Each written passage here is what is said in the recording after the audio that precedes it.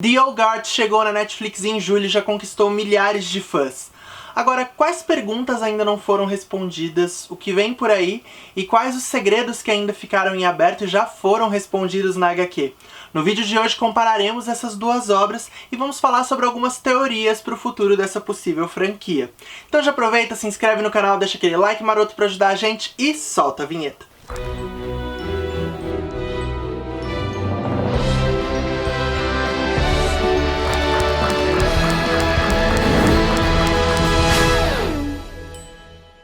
Fala peixinhos de toda a internet, sejam bem-vindos a mais um HQ. Eu sou o Sérgio e no programa de hoje falaremos sobre The Old Guard, HQ do Greg Hook e do Leandro Fernandes e que acaba de ser adaptado por um filme incrível. The Old Guard é uma HQ publicada pela Image Comics, que é uma editora que trabalha com títulos um pouco mais ousados para o mercado de quadrinhos, né? Algumas HQs dessa editora são o Paper Girls, que acabou de ser anunciado que vai virar uma série da Amazon Prime, a gente já resenhou aqui no canal. Outra HQ também que eles publicam é o Saga, que a gente já resenhou aqui na Chaverna com a Sofia, entre vários outros títulos muito incríveis. Em The Old Guard a gente tem uma HQ de ação, com muita explosão, muito sangue, mas com personagens muito mais plurais, né? Ela é protagonizada por mulheres, a gente tem personagens gays, bissexuais, ou seja, é toda uma pluralidade que a gente não está acostumado a ver nesse gênero. Essa HQ, infelizmente, ainda não foi publicada aqui no Brasil, mas eu acho que isso é só uma questão de tempo, né, devido ao grande sucesso do filme. Mas lá no meu Twitter eu deixei um link para baixar em PDF os dois arcos que já foram publicados e foram traduzidos por fãs. O filme foi produzido pela Charlize Theron, que também o protagoniza, e é dirigido pela Gina Prince, que é responsável por filmes como A Vida Secreta das Abelhas. Uma coisa muito interessante de se levar em consideração quando você compara essas duas obras é que o roteirista do filme é o Greg Hooker, que também é o roteirista das HQs. Ou seja, de alguma forma ele tá contando a mesma história de formas diferentes, né? Se aproveitando de cada uma das linguagens para desenvolver mais ou menos cada uma das suas personagens. Por exemplo, nesse primeiro filme a gente já recebe uma série de informações que nas HQs a gente só vai descobrir lá pro segundo arco, que é o Força Multiplicada. Então o autor foi mesmo revendo o seu modo de contar essa história para se adequar mais a essa linguagem do cinema. O filme é então baseado principalmente nesse primeiro arco das HQs, que é o Opening Fire. Agora em julho, pouco depois do lançamento do filme, foi lançada a última história desse segundo arco, o Força Multiplicada, e pelo que eu pesquisei não tem ainda uma previsão de lançamento do terceiro arco, mas já foi lançada uma arte teaser do próximo arco, que diz que a velha guarda vai voltar pela última vez, então não sabemos se seria esse o último arco dessa história, e ele vai se chamar Desvanecer, mas pelo que eu vi ainda não tem uma previsão de lançamento. The Old Guard conta a história de um grupo de pessoas imortais. Ao longo da história foram surgindo novas pessoas que não morriam, e quando isso acontecia, elas sonhavam uma com a outra, né? Uma coisa um pouco meio Sense8. Elas se juntam então e formam uma espécie de time que ajuda a humanidade ao longo da história. No ponto em que a gente inicia a história, uma nova imortal surge, que é a Nile Freeman. Ela faz parte do exército e no meio de uma operação ela morre, e assim que ela ressuscita, as nossas protagonistas sonham com ela e vão atrás dela para tentar recrutá-la. Aqui a gente já tem uma diferença bem interessante da HQ.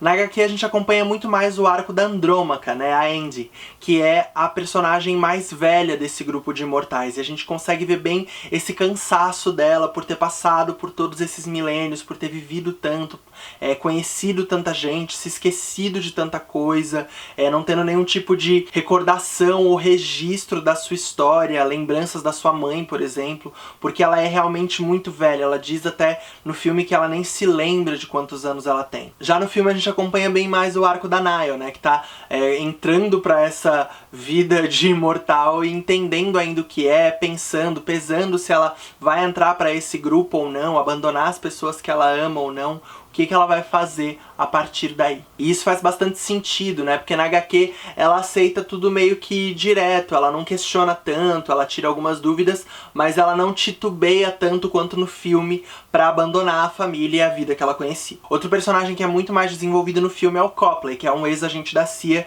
que descobre a real identidade deles. No filme nós vemos que ele tem um backstory trágico em que ele viu a esposa definhar numa doença bem cruel, e ele quer entender essa imortalidade dessas pessoas para poder de alguma forma ajudar a humanidade, ajudar outras pessoas.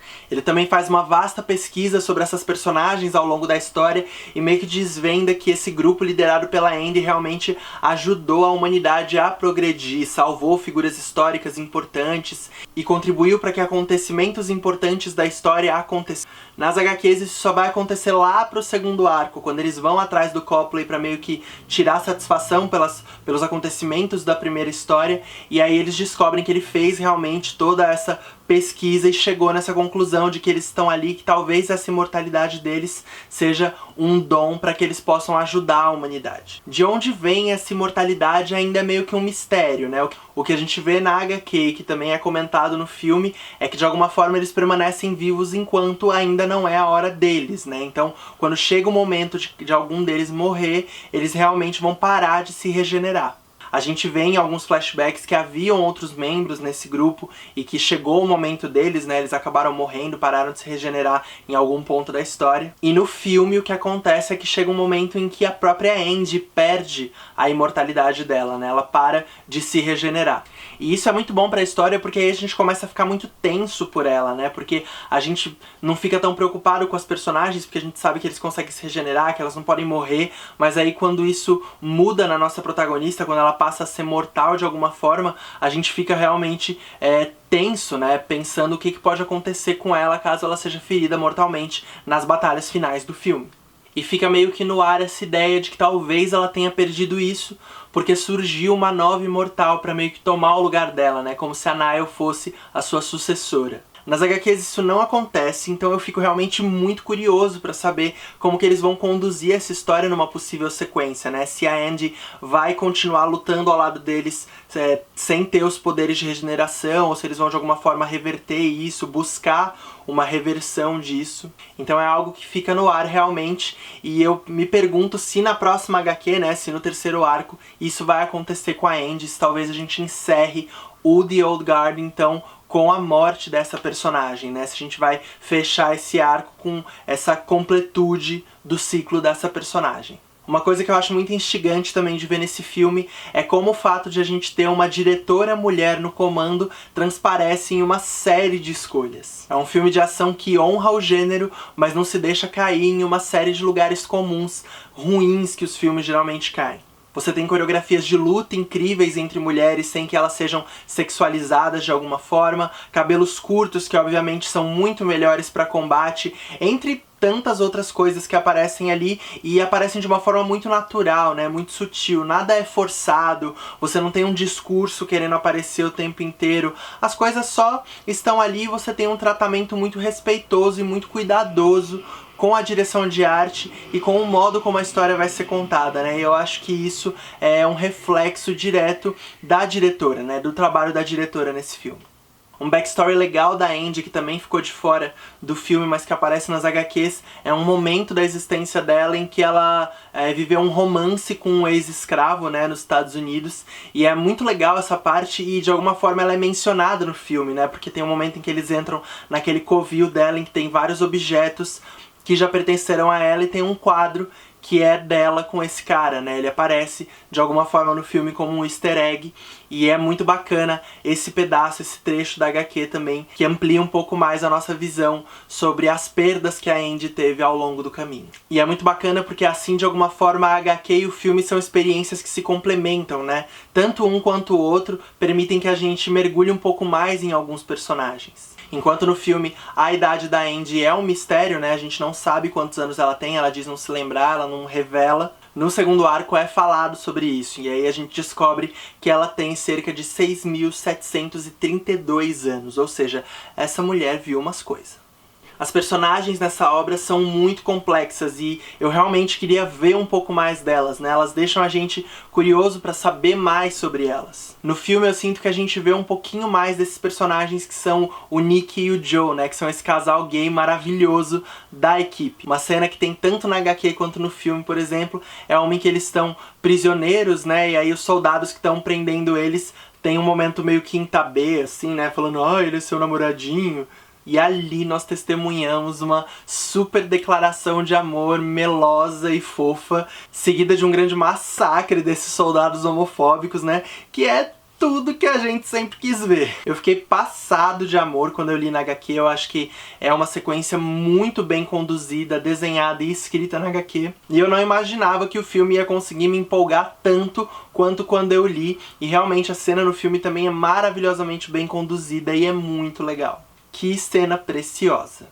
Um enredo que já é adiantado também no filme é o da vilã do segundo arco. Nos quadrinhos ela é japonesa e o seu nome é Noriko, uma antiga companheira imortal da Andy que no meio de uma tempestade é lançada ao mar acidentalmente e acaba se perdendo lá por muitos anos, vivendo para sempre a agonia de estar nas profundezas do oceano e se afogar e então ressuscitar para sufocar novamente.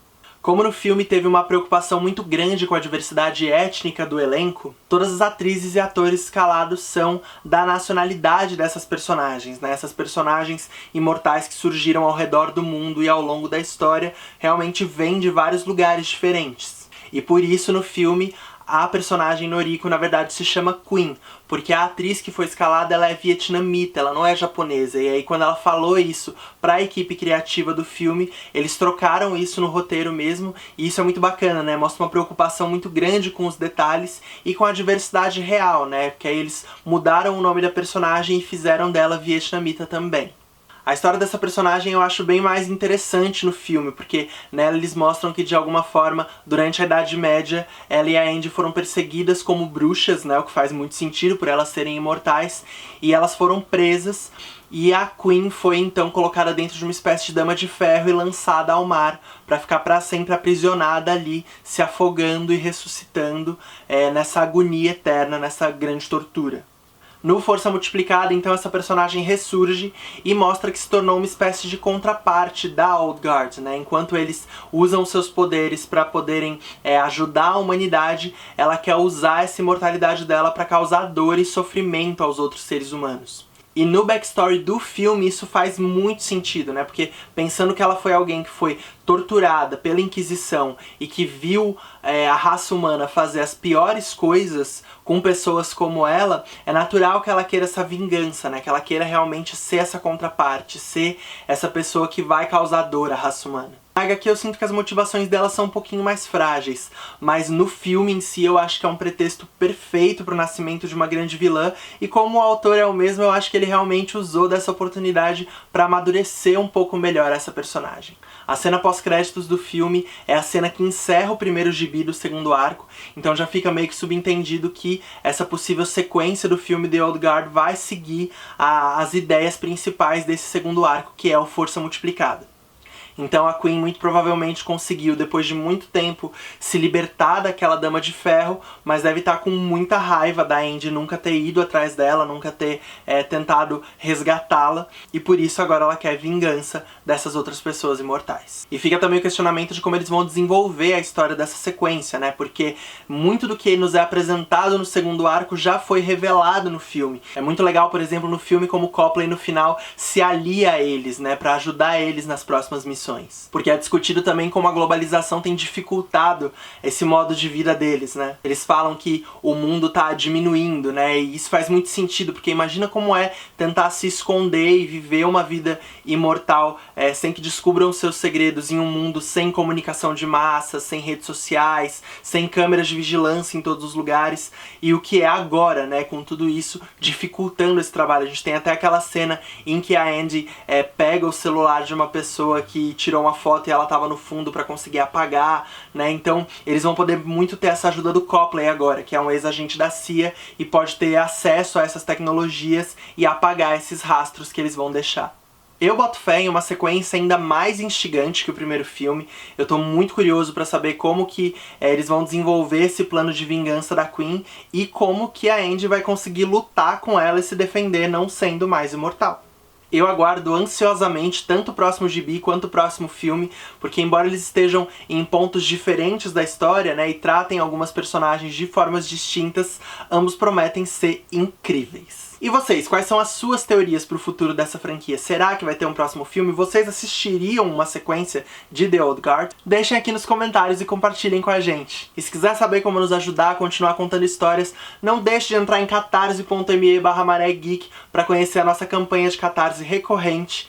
Contribuindo com a partir de R$10 por mês, vocês já vão ter acesso à nossa comunidade no Facebook, onde está toda a equipe de todos os nossos programas, onde a gente faz lives exclusivas, lança conteúdos bônus e adiantados. Mas mesmo que você não possa contribuir financeiramente, só curtindo o nosso vídeo, compartilhando, espalhando a palavra da Maré Geek por aí, você já ajuda muito a gente, então muito obrigado. Se você gostou desse vídeo, não esquece de clicar em curtir aqui embaixo, compartilhe com seus migs e se inscreve aqui no canal da Maré Geek para ficar sempre por dentro de todo o conteúdo que a gente lança. Então é isso, pessoal, muito obrigado e até semana que vem!